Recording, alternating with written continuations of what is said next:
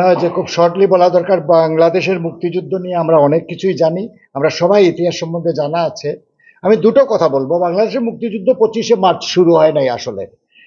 8ই March 7ই March যখন বঙ্গবন্ধুর আজকে এবারের সংগ্রাম, স্বাধীনতার সংগ্রাম, এই কথাটি উচ্চারিত হয়, তখনই আমরা প্রস্তুতি নেওয়া শুরু করি। আমরা তখনই সামরিক আপনার কি বলে, সামরিক বাহিনীর সহায়তায় আমরা সামরিক ট্রেনিং শুরু করি গ্রামে গঞ্জে। আমি তখন সিলেট জেলা স্বাধীন বাংলা ছাত্র সংগ্রাম পরিষদের সর্বকনিষ্ঠ ছাত্র।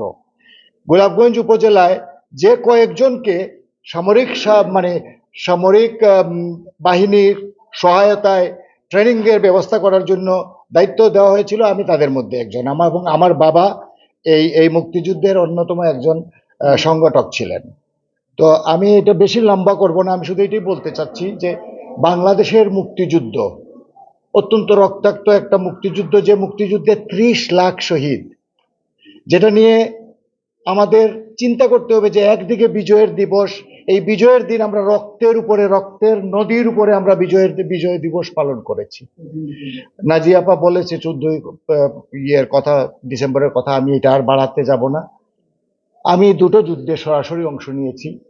তখন এপ্রিল মাসের 14 তারিখ কদমতলী মতো জায়গায়, সেখানে বিডিআর এবং ইস্ট বেঙ্গল রেজিমেন্টে তারা যারা ডিফেক্ট করেছিল, তাদের সাথে আমরা তখন কেউ এয়ার গান নিয়ে, কেউ লাঠি নিয়ে, কেউ সিভিল গান নিয়ে, কেউ থানা লুট করে অস্ত্র নিয়ে, 303 রাইফেল মার্ক 4 এগুলো নিয়ে আমরা আর্মির সাথে ছিলাম। আরেকটা ছিল ফুলবাড়ি, যেটা মানে সিলেটের ইতিহাসে অন্যতম একটা বিখ্যাত যুদ্ধ। আমি ওই গোলাপগঞ্জের সন্তান, ওখানে অনেক বড় যুদ্ধ হয়েছিল, সেই যুদ্ধে আমরা অংশ নিয়েছিলাম। সেই যুদ্ধটা ছিল জনযুদ্ধ। আপনারা এটা বুঝতে হবে, বাংলাদেশের যুদ্ধটা কিন্তু জনযুদ্ধ। ছাত্ররা ট্রেনিং ছাড়া, জনগণ ট্রেনিং ছাড়া, রিক্সাওয়ালা, কৃষক, শ্রমিক, দোকানদার, তারা কিন্তু ঝাঁপিয়ে পড়েছিল। সে কিন্তু ট্রেনিং নাই, সে মনে করতেছে আমি একটা ইট মারবো, বাট আমি যুদ্ধে যাব। সো আপনাদের সবাইকে ধন্যবাদ। এক সময় যদি আমরা আরো বড় কলেবরে আরো সুন্দর করে করতে পারি, আমাদের এই সভায় সবার তরফ থেকে আমি আবার আমাদের কাউন্সিলর আজিজুল আম্বিয়া ভাইকে ধন্যবাদ জানাচ্ছি। আপনারা সবাই এসেছেন, মূল্যবান সময় নষ্ট করে।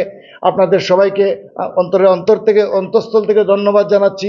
এই সভা পরিচালনায় সবার সময় সবাইকে দিতে না পারার জন্য আপনারা কারো যদি মনক্ষুণ্ণ হয়ে থাকেন, সবার কাছে আমরা ক্ষমা সুন্দর দৃষ্টিতে দেখার জন্য বলছি।